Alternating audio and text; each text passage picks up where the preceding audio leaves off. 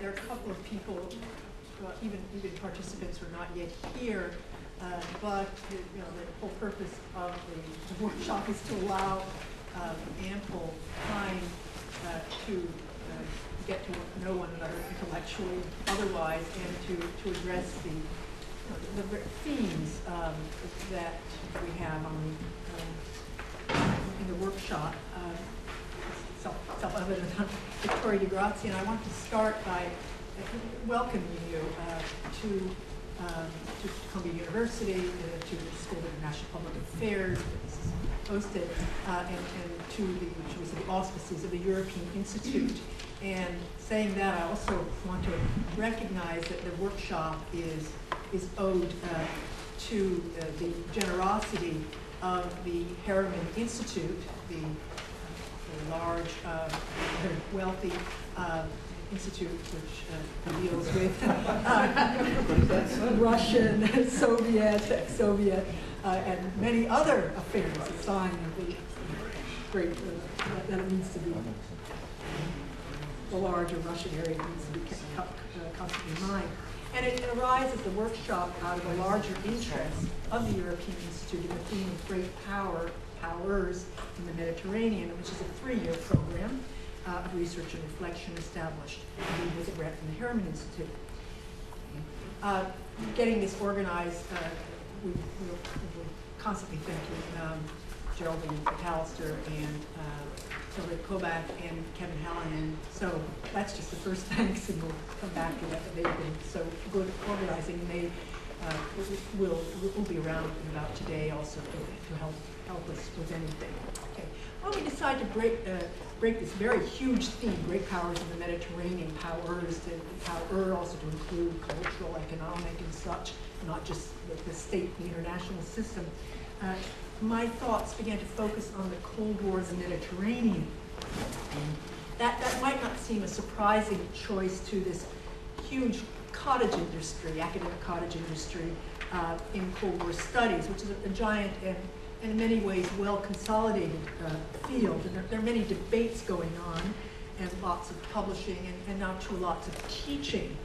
And there's now some synthetic new works, as well as collections in all kinds of areas.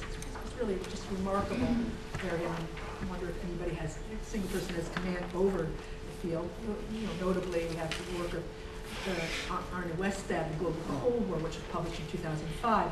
And that focuses on, if you want, the Third World War more generally. It puts forward certain kinds of, I won't say quite paradigms, but at least a structure for creating a general analysis. And I'm sure many of you are familiar with it.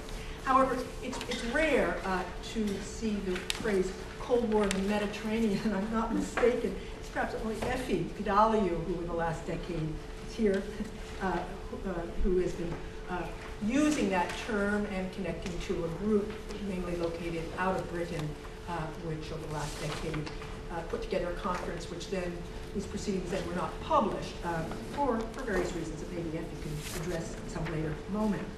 Still, there are works that are on the Mediterranean area which are working within that frame. One thinks certainly of Matt Connolly's work on the Algerian Revolution, which is framed in international politics, which really refers to the Cold War.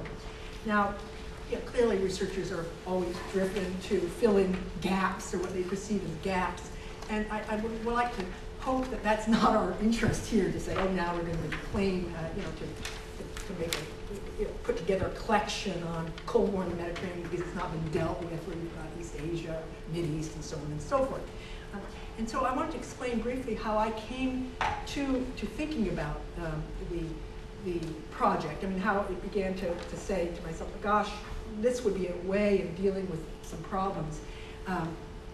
And let me just say that my own interest arose out of 3 considerations. One, I had been worked earlier on the problem of American hegemony and how I understood it to be constituted on a global frame by its effort to address Western Europe, European civilization in many ramifications.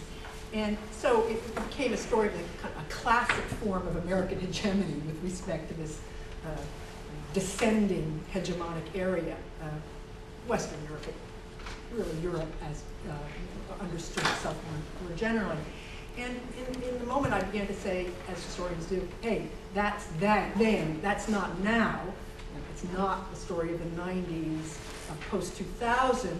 And I began to look at some of the mechanisms the US is using, let's say in the area of cyberspace and reorganizing in propaganda effort, outreach area, and the kind of agenda. It looked to me more that it was constituting in terms of, should we say, the Eastern Mediterranean or the Middle East, or an area that starts in the Eastern Mediterranean and then goes through some sort of wide, not easily demarcated boundary, which is demarcated, if you want, religiously by a Muslim. And it's very distinct, and so you can begin to set up a kind of before and after, which historians do.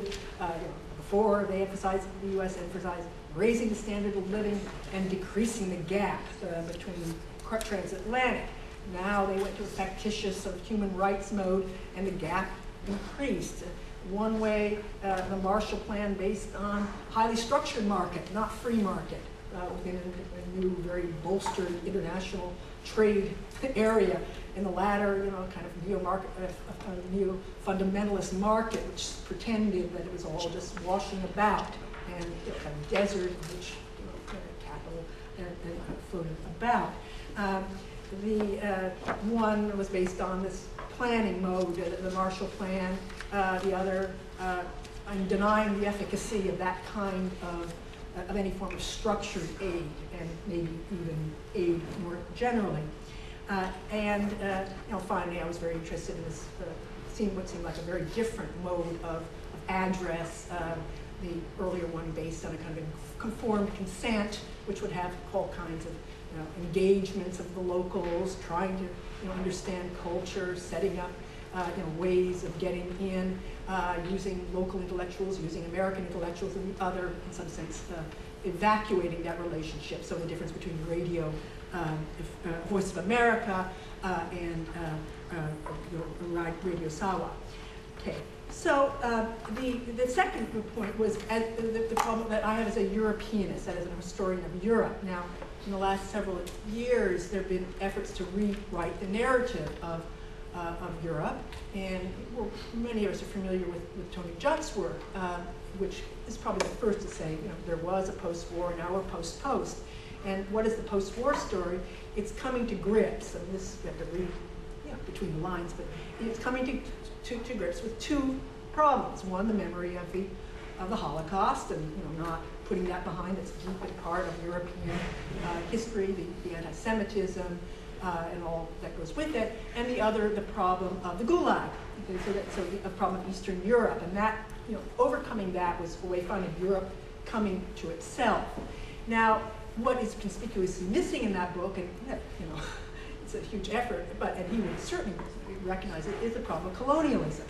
And this problem is one that has become, the sort of the third point, and that problem particularly comes evident if, coming from my perspective, looking at Italy, and it's a little, kind of miserable Italy in many ways, was a very Johnny-come-lately imperialist in the Mediterranean area, and it was, in some sense, emblematic of a certain kind of European imperialism in that it focused, it had a plan, which you can see in the late 1930s, to recreate the Mediterranean as one kind of Latin civilization base against Britain, the outsider, which had just go mind its business around elsewhere, on the Atlantic and other places.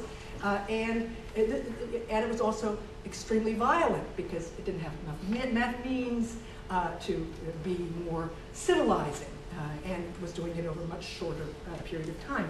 And so this raises then the question of Europe's relationship to the Mediterranean and the systemic organization. Okay. Finally, my interest has been focused more on the Mediterranean by this European Union project, which some of you are familiar with. It's associated with Sarkozy, more recently, Nicolas Sarkozy as a kind of Gaullist grand design. It's a process that started much earlier at Barcelona in 1995 with when the European Union recognizing the post-Cold War